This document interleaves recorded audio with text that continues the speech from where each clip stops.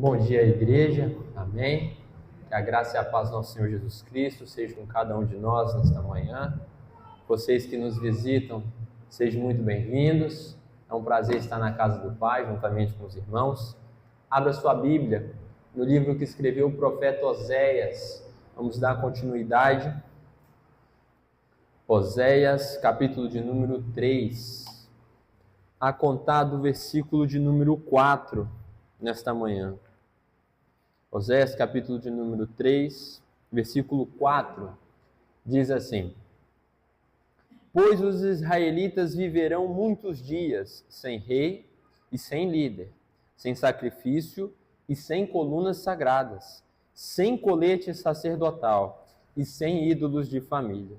Depois disso, os israelitas voltarão e buscarão o Senhor, o seu Deus, e Davi, seu rei.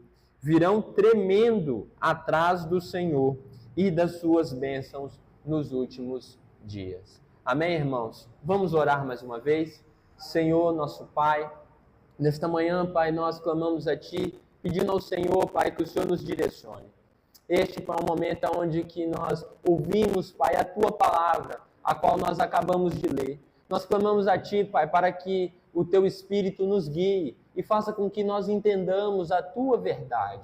Entendamos, Pai, aquilo que o Senhor comunicou ao Seu povo nesta época, Pai. E aquilo que o Senhor, Pai, deseja que nós apliquemos em nossas vidas. Que o Senhor, Pai, abençoe cada um de nós, que a Tua palavra possa ser ouvida e guardada em nossos corações. Acima de tudo, Pai, que nós possamos ser discípulos do Senhor, que praticam a Tua palavra. Assim nós oramos em nome de Jesus. Amém e amém. Amém, irmãos? Podeis se assentar?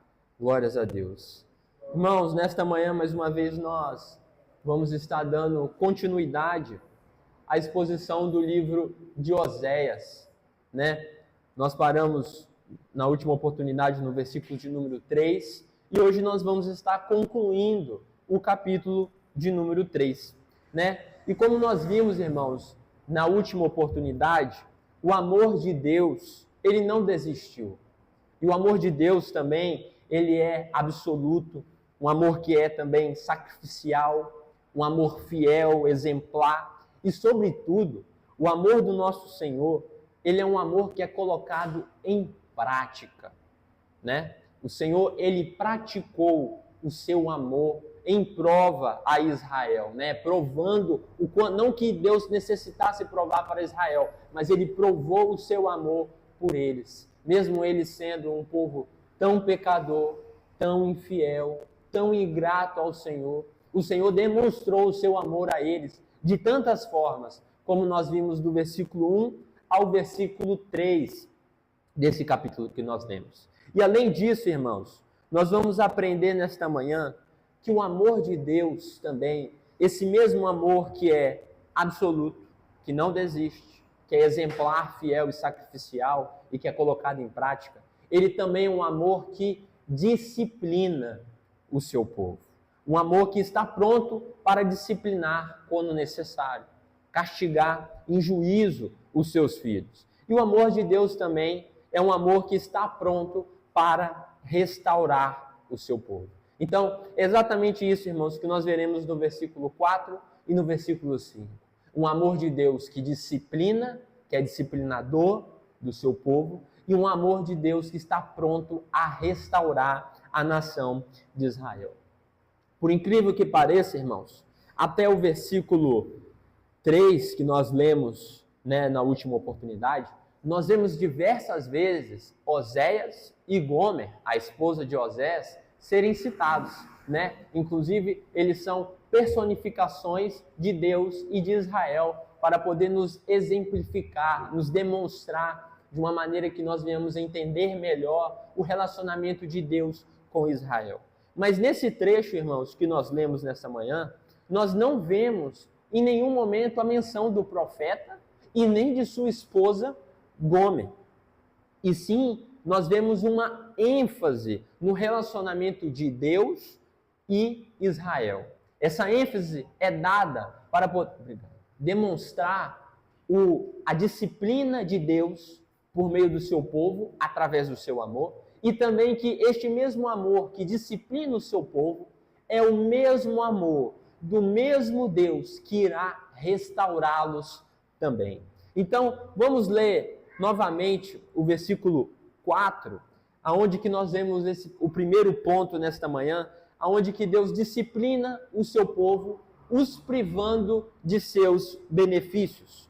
O versículo 4, irmãos, diz assim: pois os israelitas viverão muitos dias sem rei e sem líder, sem sacrifício e sem colunas sagradas, sem colete sacerdotal e sem ídolos de famílias. Eu mencionei aqui, irmãos, como título desse tópico, privação, de benefícios, mas os únicos benefícios, irmãos, aqui citados são o rei, líder e sacrifício. Porque as outras formas que são aqui mencionadas no versículo de número 4 são referências às práticas idólatras e pecaminosas que Israel vinha cometendo.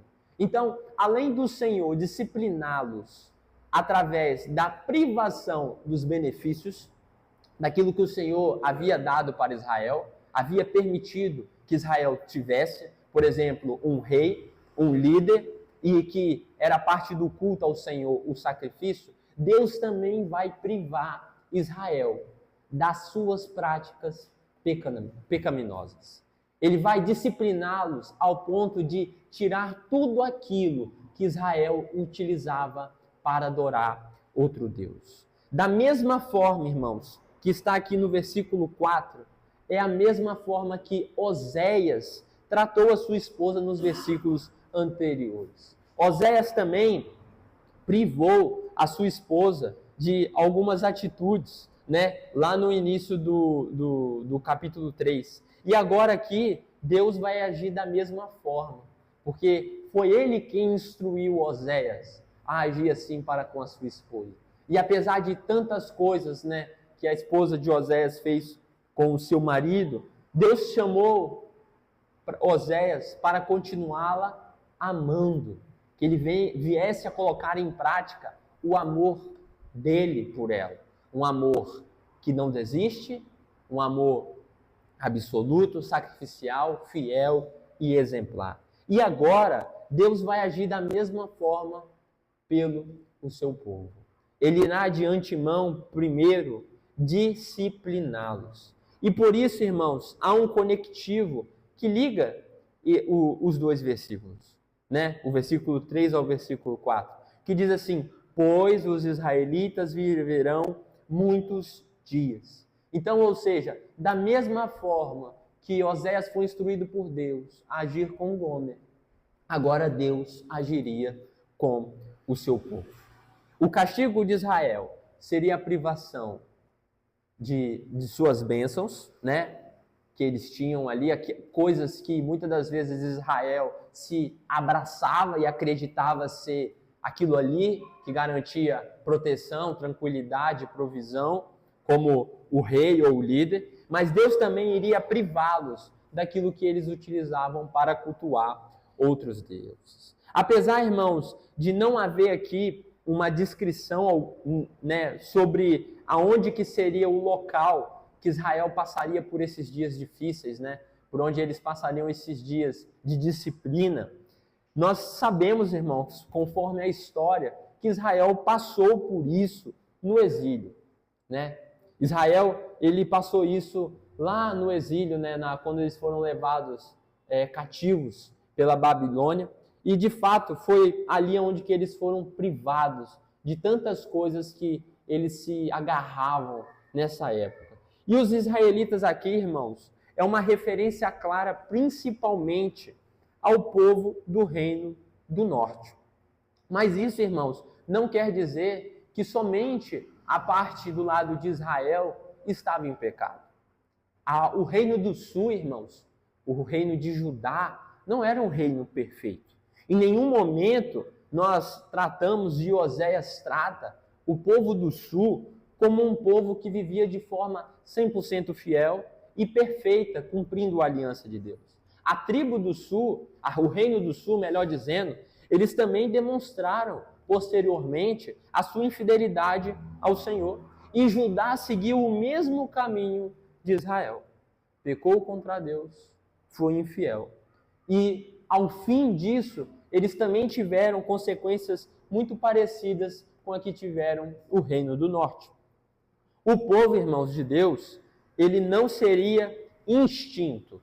Deus não está aqui dizendo que Israel seria um povo ceifado e que não haveria mais nenhum descendente dessa nação. Deus está informando a Israel que eles vão ser disciplinados por meio da privação.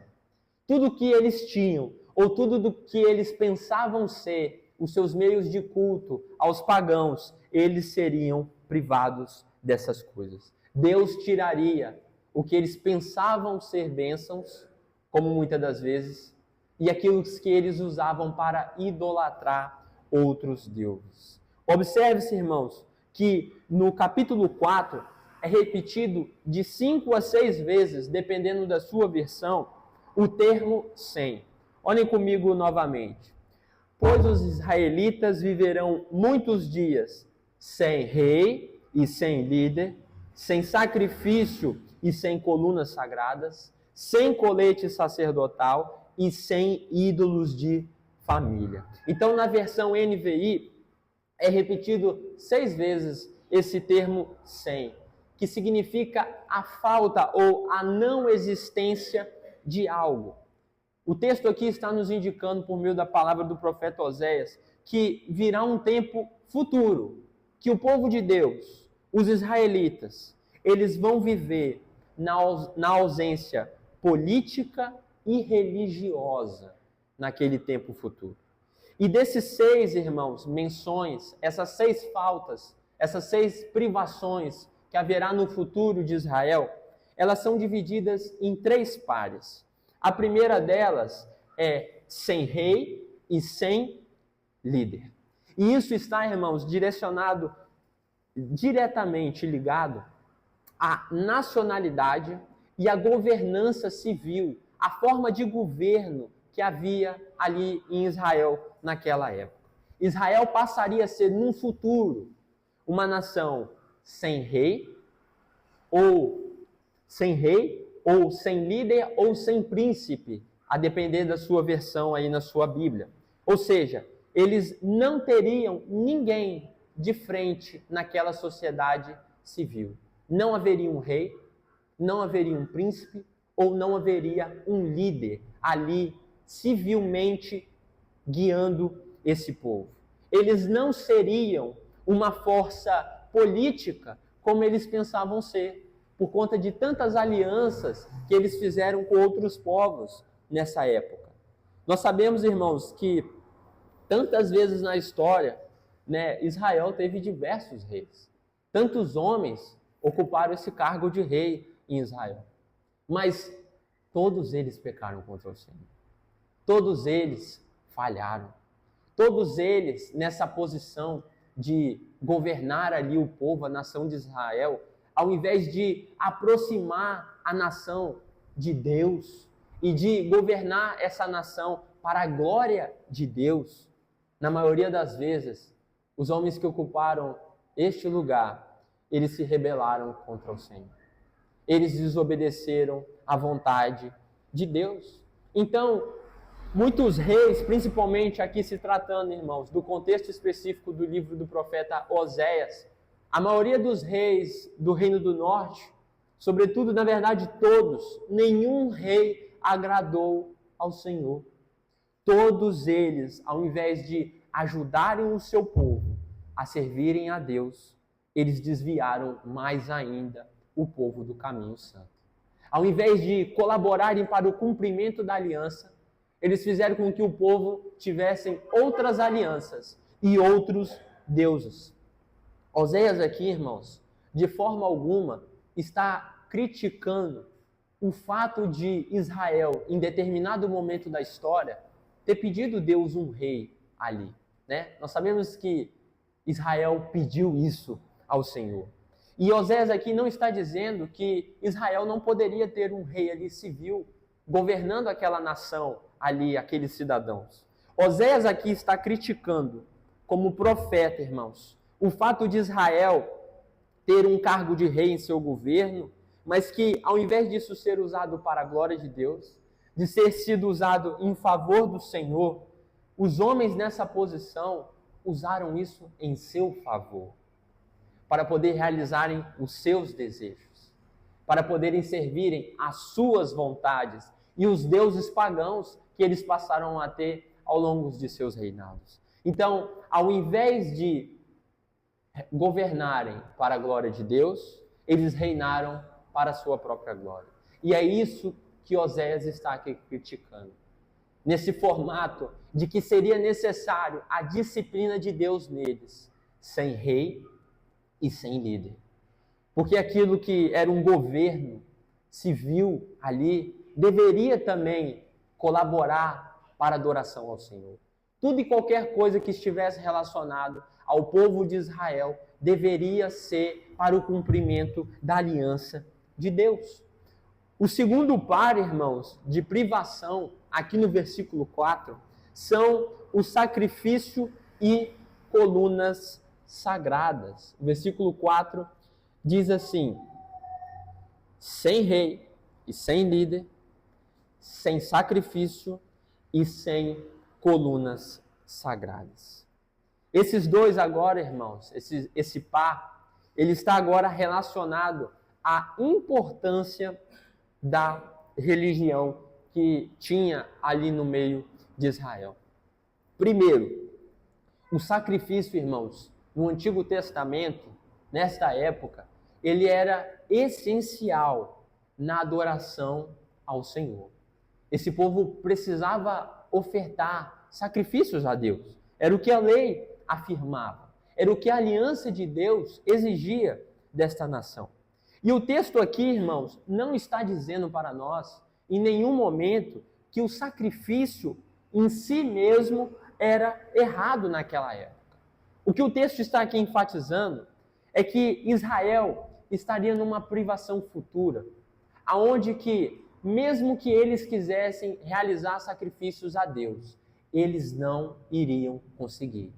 Eles iriam estar sendo disciplinados. Eles não teriam a oportunidade no cativeiro babilônico de realizar e de oferecer sacrifícios.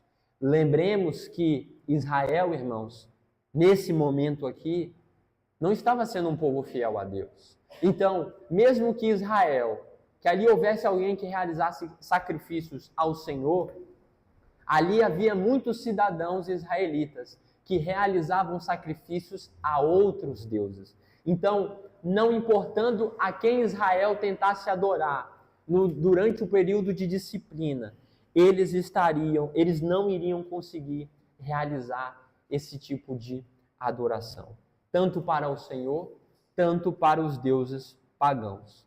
Segundo, irmãos, as colunas sagradas. Essas colunas sagradas aqui, irmãos, mencionadas por Oséias, são uma espécie de memorial que existiam nessas colunas, né, em muitos templos antigos. Só que, em determinado momento da história, né, com o passar do tempo, nesses templos antigos, veio a ser costumeiro a encontrar ali, nessas colunas sagradas que tinham nesses templos, pessoas que, com algum aspecto relacionado àquela coluna, que deveria ser sim sagrada, eles cultuavam a deuses pagãos. Então, essas colunas sagradas estavam relacionadas diretamente a um culto pagão que veio a ser proibido em todo Israel. Então, aqui Deus está privando eles, mais uma vez, da idolatria do povo. E é importante, irmãos, mencionar que essas colunas sagradas aqui mencionadas em Oséias, capítulo 3, versículo 4, não estão relacionadas às pedras memoriais que foram edificadas lá em Josué, capítulo 24 e 26. Não se trata da mesma coisa, são duas coisas diferentes. Então, aqui é um objeto, né, uma coluna, que veio a se tornar um culto pagão, e por isso foi proibido em Israel. De diferente modo das pedras que foram memoriais lá em Josué e que foram edificadas, tá bom? Terceiro ponto aqui, irmãos, da privação. Sem colete sacerdotal e sem ídolos de família. Irmãos, esse par de itens aqui está conectado com vários aspectos do culto, né, daquela época. E o primeiro aqui é o colete sacerdotal, né? O que era o colete sacerdotal nessa época? Ele era parte da vestimenta do sumo sacerdote. Ou seja, a ausência desse item indica também a ausência de um sacerdócio, que era necessário naquela época para cultuar, para o povo poder cultuar ao Senhor. Então, haveria a ausência desse item, logo haveria a ausência daquele que ocupasse essa função no culto. Então, haveria ausência, irmãos, de alguém ali realizando esse ritual de acordo com a lei do Senhor. Outros intérpretes da palavra de Deus e outras traduções trazem esse colete sacerdotal como o éfode, né, que é visto em outras versões como um item que era utilizado para se referir a um culto pagão também. Então, algumas versões, como a NVI, trazem o colete sacerdotal, que pertencia ao sumo sacerdote, e outras versões trazem esse éfode, que era um item utilizado também, mas que veio a ser utilizado, associado, né, diretamente ao culto pagão. E os ídolos, irmãos, de família, é literalmente o que a palavra aqui diz, né, o termo, ídolos de família. O povo de Israel havia criado para si, em suas casas, deuses em formatos humanos. Algumas traduções trazem como deuses domésticos. Eles estavam intimamente ligados, irmãos, a esse outro termo, né, que foi utilizado e associado ao culto pagão, ao culto idólatra, que nós vemos o registro dele lá em Juízes, capítulo 17, e em Juízes também, capítulo 18. Então, esses dois pares aqui, irmãos, esse par, melhor dizendo, com esses dois itens, eles estão apontando para total e completa suspensão, privação de todas as práticas pagãs que Israel havia corrompido. Tudo que estivesse relacionado ao culto pagão, e até mesmo o que estivesse relacionado ao culto de Israel ao Senhor, estaria sendo privado. Todas essas suspensões, irmãos, foram impostas pelo próprio Deus, com o intuito de quê? De Israel ser purificado, de Israel aprender, de ser ensinado, vivendo com o mínimo. Israel não teria para onde fugir. Se eles deveriam adorar ao Senhor, eles estavam adorando a outros deuses. Então Deus fala, agora você não vai adorar a ninguém. Você está proibido. Você vai passar por um tempo em cativeiro. Vai ser disciplinado. Vai ser purificado. Para que esse povo possa se recordar do verdadeiro Deus que eles deveriam adorar. Do único Deus que eles não deveriam ter abandonado. Eles irão aprender a importância de serem fiéis à aliança do Senhor. Israel, irmãos, não teria rei porque, na realidade, rejeitou o verdadeiro rei. Rejeitou o Senhor. Eles não teriam um líder ali porque eles viriam a descobrir, depois de muitos anos, que eles já não saberiam a qual tribo eles pertenciam. Porque o líder de Israel, ele deveria vir da linhagem de Davi. E depois de longos anos de Israel sendo disciplinado, eles até mesmo perderiam os registros das tribos, os registros de suas descendências. Israel não realizaria sacrifícios, porque eles não teriam os meios necessários para poder agir desta forma. E chegaria, irmãos, a hora da disciplina do Senhor, aonde que Israel, pela misericórdia de Deus, iria encontrar, num tempo futuro, a restauração. Este amor de Deus, que disciplinou Israel em juízo, também proveria a restauração para o seu povo. E Israel saberia muito bem que a sua restauração não seria garantida por reis, não seria garantida por um líder, por homens, mas que ela seria garantida por um enviado do Senhor, pelo Filho de Deus, por Jesus Cristo. Então, Israel, irmãos, ele não teria um sumo sacerdote nesse tempo de privação. Mas no tempo de Deus, no tempo da restauração, viria não somente para Israel um Redentor, um Salvador, um sumo sacerdote, mas para todo o povo eleito do Senhor, nós teríamos o supremo sacerdote, reconhecido pelo Deus, o seu Filho amado Jesus Cristo, que intercede por nós todos os dias. Israel, irmãos, ele falhava e pecava em confiar em objetos, em confiar em rituais, em confiar em outros deuses, e se esqueceu do Senhor, o verdadeiro e fiel Senhor, o qual deveria estar depositada toda a confiança de Israel. E por meio desta privação, Deus ensinaria essas coisas ao seu povo. Deus, irmãos, ele não queria outra coisa de Israel, a não ser que esse povo aprendesse, que ele se arrependesse do seu pecado por meio da disciplina. Israel, ele foi parar em um cativeiro por conta da sua idolatria. Não era porque Deus queria que Israel sofresse, mas é porque Israel precisou passar por esse tempo de tribulação, de disciplina, para poder aprender e poder se arrepender. Israel precisou passar por isso, irmãos, para poder abandonar as suas práticas idólatras. E de nenhum modo, irmãos, Deus, com todas essas privações aqui citadas, ele queria destruir o seu povo. Não é isso que Deus queria para Israel. Deus queria purificá-lo. Deus queria um povo santo, separado, que não estivesse enviesado com as suas mentes, tortuosas para o lado do pecado, da idolatria. Deus queria um povo purificado para poder servir somente a Ele. Então, a profecia do Senhor, irmãos, ela se cumpriu no tempo. O povo judeu, ele ficou sem rei e ficou sem líder por muitos anos. Ficou sem sacerdote, ficou privado de realizar sacrifícios no cativeiro. E desde o retorno, irmãos, dali, eles estiveram distante da idolatria.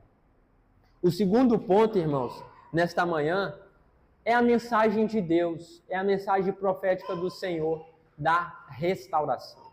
Então, Deus veio com sua mensagem de disciplina forte, firme para Israel, mas agora também ele vem com a sua mensagem de restauração. Acompanhe comigo o versículo 5,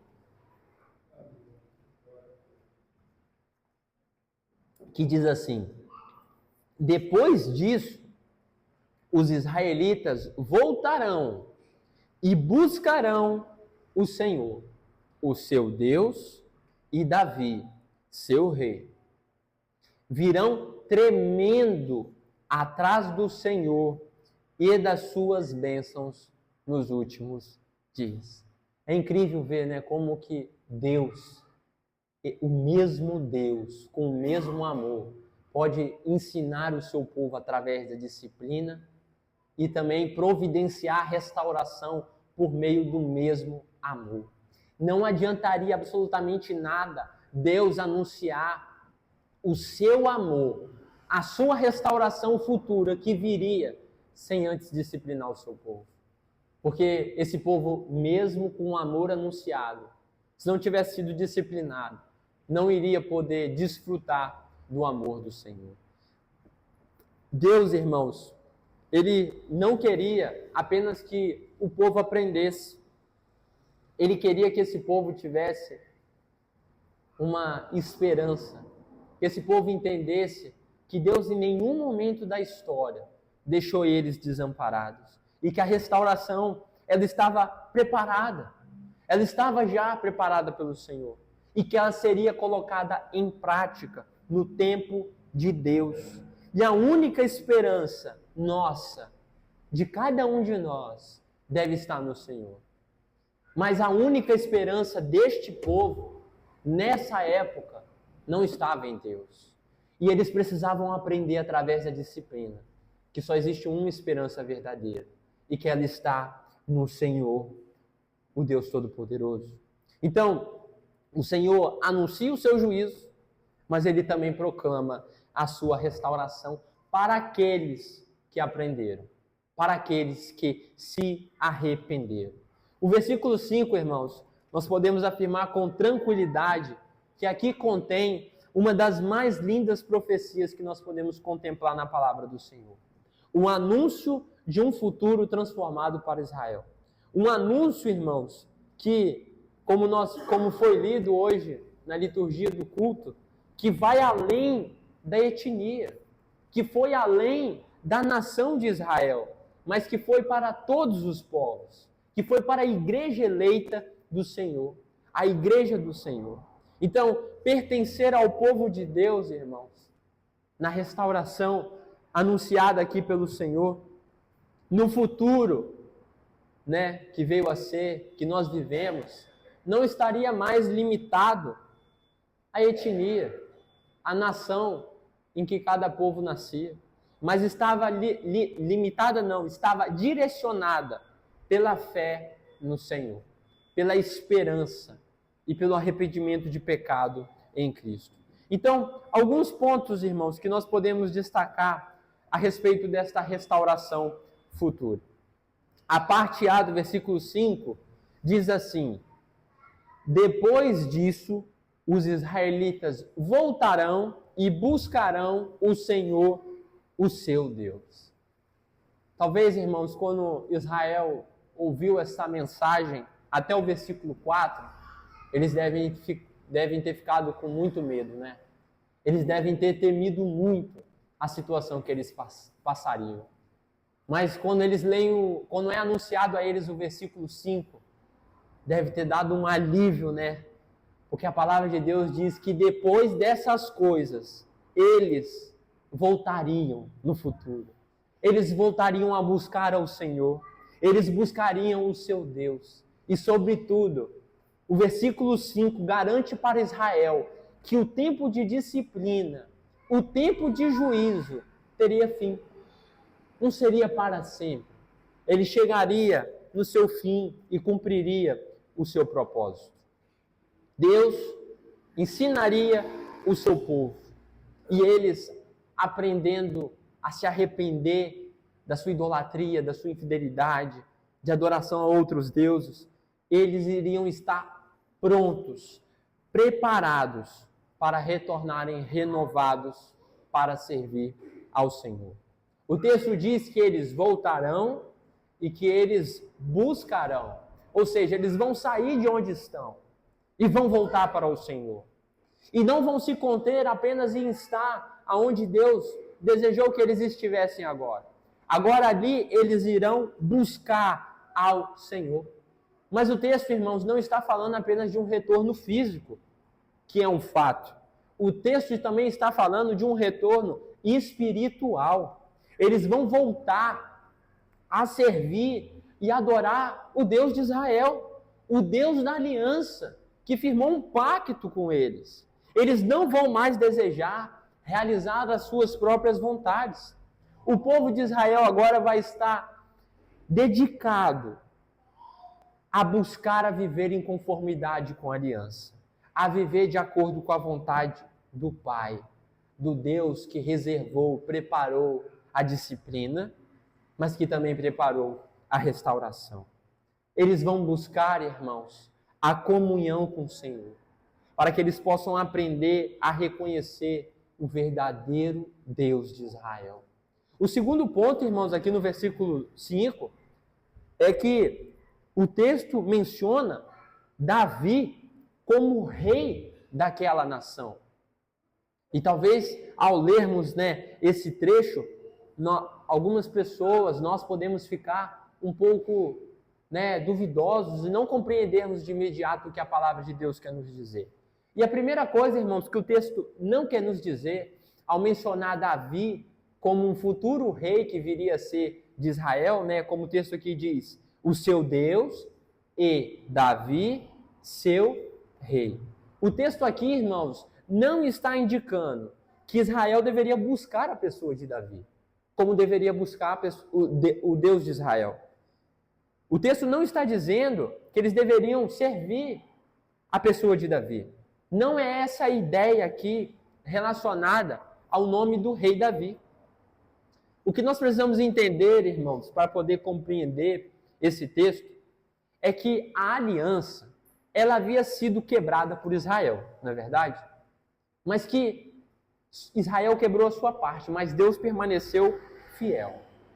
Deus permaneceu sendo o Deus deste povo. Permaneceu sendo fiel, mesmo quando o seu povo foi infiel. E que Israel seria restaurado pelo Senhor por conta da fidelidade de Deus. E outra questão, irmãos, é que a aliança de Deus com Israel, ela estava totalmente ligada com o povo ser reinado e liderado por alguém que pertencesse à linhagem de Davi. Então, quando é mencionado aqui Davi, não se trata da pessoa de Davi, mas da linhagem do rei Davi. O rei, irmãos, que não deveria ter saído do trono em nenhum momento, não deveria ter deixado o trono de Israel, do reino do norte, era da linhagem de Davi, não poderia deixar o trono de Davi, o trono de rei daquela nação. O povo do reino do norte deixou de ter um rei que pertencesse à linhagem de Davi e passou a ter um rei que não pertencesse à linhagem de Davi, que começou com Jeroboão I. Então, como nós já conhecemos, irmãos, o reino estava separado. E um reino continuou com a linhagem de Davi, o reino do sul, e o reino do norte, não. E se tratando aqui do contexto, tratando do povo do norte, eles não estavam seguindo a dinastia, a da linhagem de Davi. E no futuro, no tempo de restauração, quem estaria liderando o povo, quem seria o rei de Israel e de todo o povo de Deus eleito, pertenceria à linhagem do rei Davi. Mas a palavra, irmãos, ela nos diz que depois da disciplina, na restauração, não haveria para onde Israel fugir. Aquele que viria, enviado por Deus, ele estaria sobre o trono. Ele reinaria sobre essa nação. E ele viria da linhagem de Davi. E o detalhe maravilhoso, irmãos, dessa profecia é que ela é cumprida de forma completa na pessoa de Jesus. Lá em Mateus, no capítulo 1, no versículo 1, está escrito assim: livro da genealogia de Jesus Cristo, filho de Davi, o rei de Israel, o rei do povo de Deus. Nós precisamos entender, irmãos, que o fato de Deus afirmar que no futuro eles voltariam a buscar a Ele e que Davi seria o rei deles, ele está afirmando que esse povo que agora estava separado seria reunificado. Não como somente reino de Israel, mas como reino de Deus. Seria o povo de Deus. E isso não estaria limitado a Israel, mas todo aquele que viesse a crer em Jesus Cristo. Então, Deus, irmãos, ele iria reunificar o seu povo. Esse povo iria rejeitar todas as alianças externas que Israel havia feito. E agora iria cumprir a aliança prometida por Deus a Davi, que havia sido interrompida por outros reis naquela época. Então, sobretudo, irmãos, nós estamos falando da restauração da sociedade como um só povo. A restauração espiritual para o retorno da comunhão com o Senhor.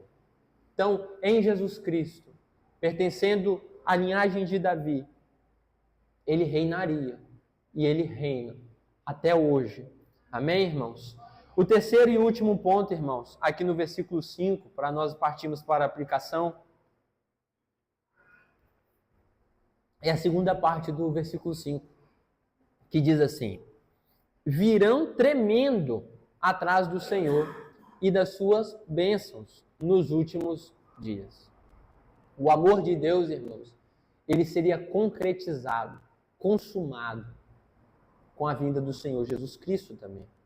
E nos últimos dias aqui, que é o que é dito na última palavra do versículo 5, não está querendo dizer, irmãos, no fim dos tempos. Está apenas apontando para um dia futuro, que na realidade levaria um tempo para essa profecia se cumprir.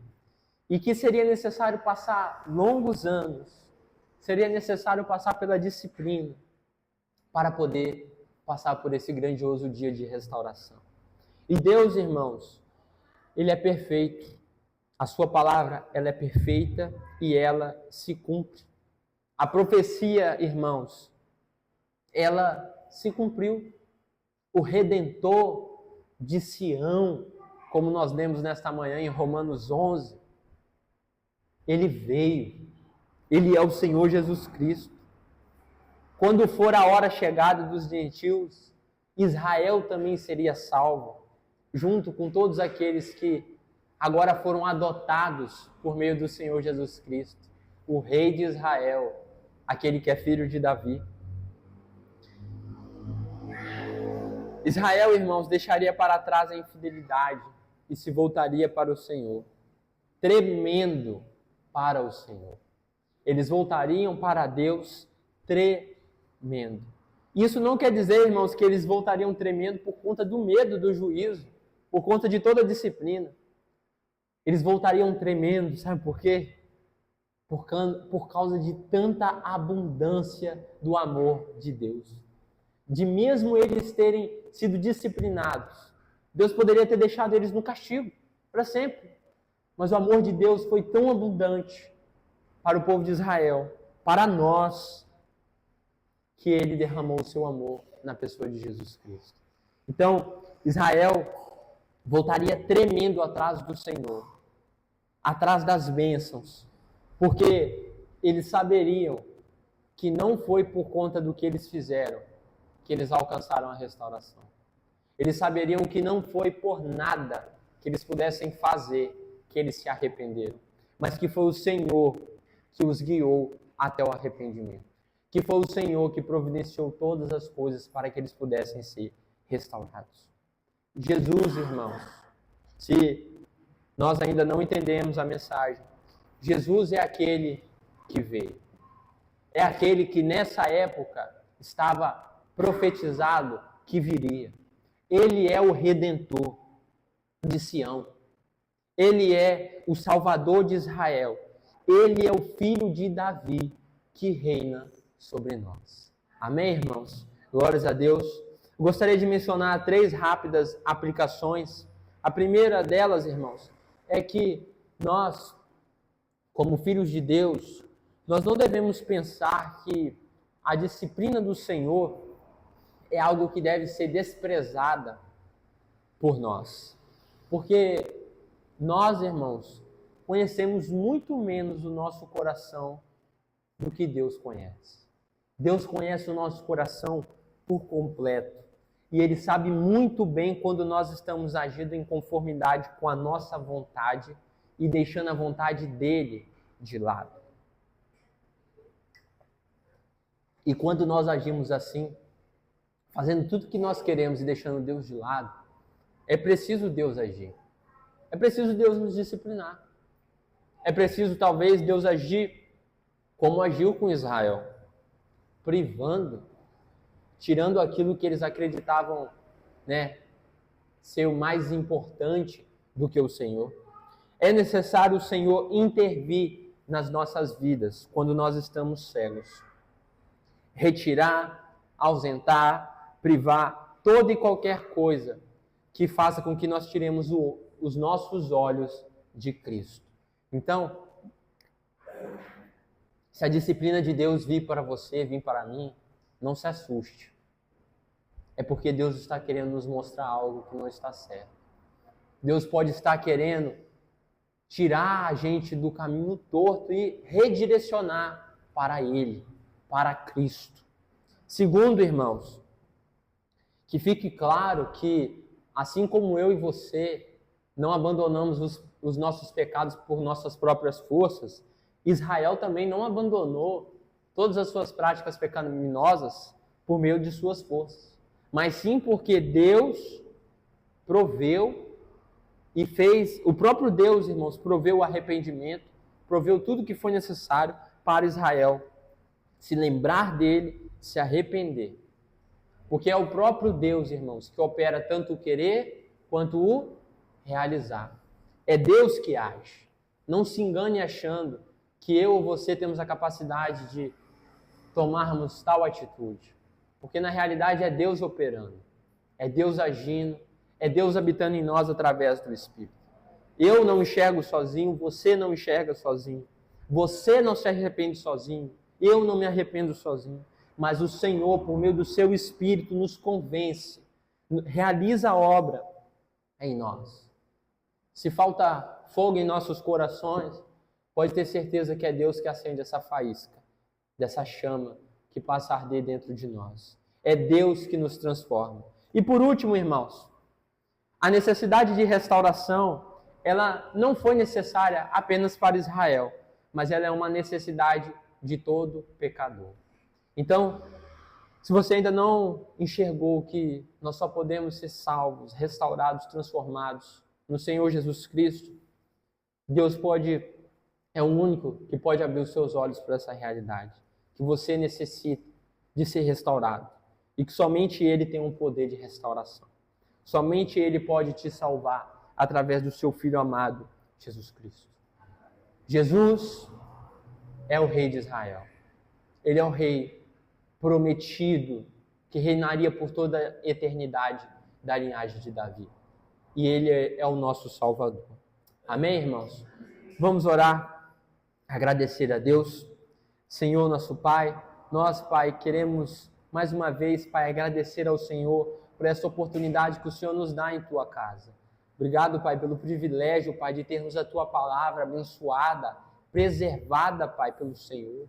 Pela Sua palavra, Pai, ela ser eficaz, ela fazer a obra, ela nos comunicar, Pai, a Tua mensagem. Não é o que nós falamos que importa, Pai, mas é o que o Senhor falou que importa. Porque é a Tua palavra, Pai, que prevalece. A Tua palavra, Pai, ela tem feito obras, ela tem transformado, ela tem feito a diferença, Pai, em nossas vidas. E ela, Pai, é o nosso guia. Que nós não venhamos, Pai, nos perder no caminho, não venhamos achar que a disciplina do Senhor é ruim, quando ela é necessária, Pai, na verdade. Que nós não venhamos pensar, Pai, que nós temos força sozinhos, porque é o Senhor, Pai, que nos fortalece. Obrigado, Deus, pela restauração no Senhor Jesus Cristo. Obrigado, Pai, pela salvação. Obrigado, Pai, pela graça e pela misericórdia imerecida do Senhor. Nós sabemos, Pai, que nós jamais alcançaríamos a salvação se não fosse por meio do sangue do Teu Filho amado Jesus. Obrigado, Pai, por tudo. E nós te pedimos perdão, Pai, por tantas falhas, por sermos seres humanos, Pai, que carecemos, Pai, tanto do Senhor. E que todos os dias falhamos, Pai, que todos os dias pecamos. Nos perdoe, Pai, e faça com que nos aproximemos mais de Ti. Em nome de Jesus, amém e amém.